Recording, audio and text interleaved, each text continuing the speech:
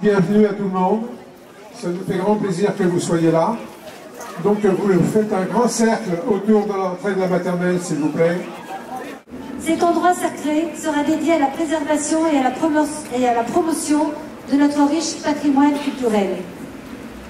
Et comme il ne peut y avoir de lieu de mémoire sans référence à notre appartenance ethnique pour laquelle notre peuple a été décimé, et grâce à l'association historique et culturelle d'Aulnay-sous-Bois, qui nous a fait don de ce magnifique Ratchkar, la boucle est bouclée.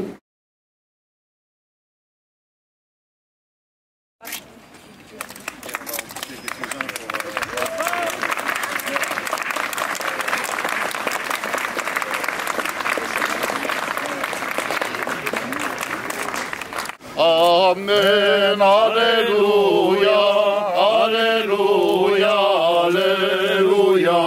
Ortnesti ev sırpesti, Kaçkarız ihi şadak begevges milyon, Nahada gazaski sayut, Ais nëshanav, surpa qivzjev, surpa vedaranaz, Jeva urëshnori, Amvan poljevo, tvojevo, kuj sërbo, Ajvel mishteva vidjan savideni. 1453, les hordes seldjoukides et ottomanes déferlent. Byzance, la chrétienne, tombe, et c'est pour les chrétiens de ce pays des siècles d'obscurantisme. Les Arméniens et toutes les populations chrétiennes ne représentaient pas grand-chose. Les idées de la République française arrivent, la France et l'Europe veulent imposer à la Turquie des réformes qu'elle se refuse, et la réponse du sultan Abdülhamid est simple. Sa réponse est cinglante, c'est 300 000 morts.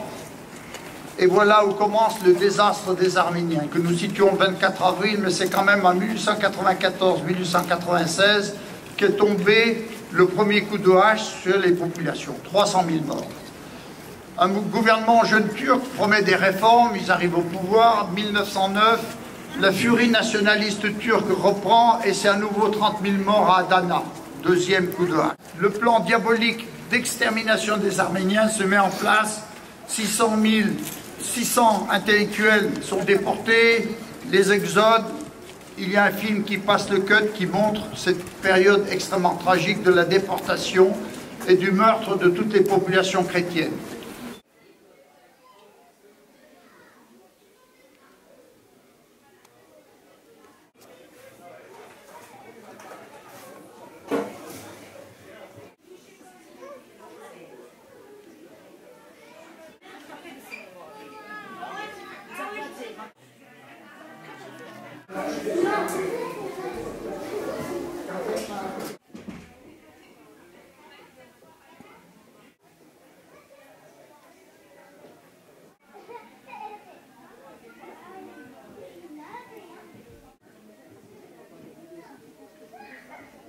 En fait, l'association a été créée en 1879 à Ortaköy, près de Constantinople.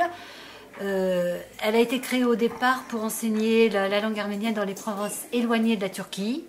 Puis, suite au génocide de 1915, les dames fondatrices, c'est-à-dire Madame Boyadjian, Madame Simonian, Madame Balthazarian, je crois, ont pris 150 ou 200 élèves et sont partis à Salonique.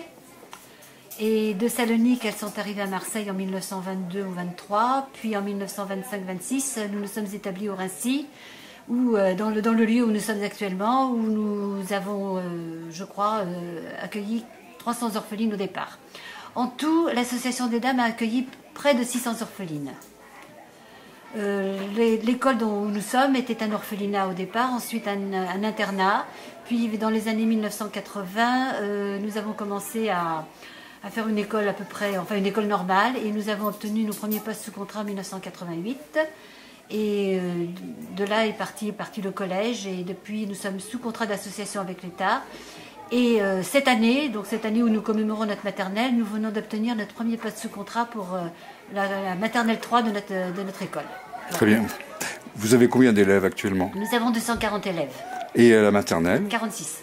Et alors, les enfants viennent de quels horizons? Alors, de quels horizons? Nous avons 13 autocars qui qui parcourt toute l'île de France, Meudon, ici les Moulineaux, Clamart, Arnouville-les-Gonesse, Alfortville, voilà, 13 autocars, et puis la région du Rincy, enfin, pas vraiment du Rincy, mais Chelles, voilà, Pavillon-sous-Bois, Livry-Gargan.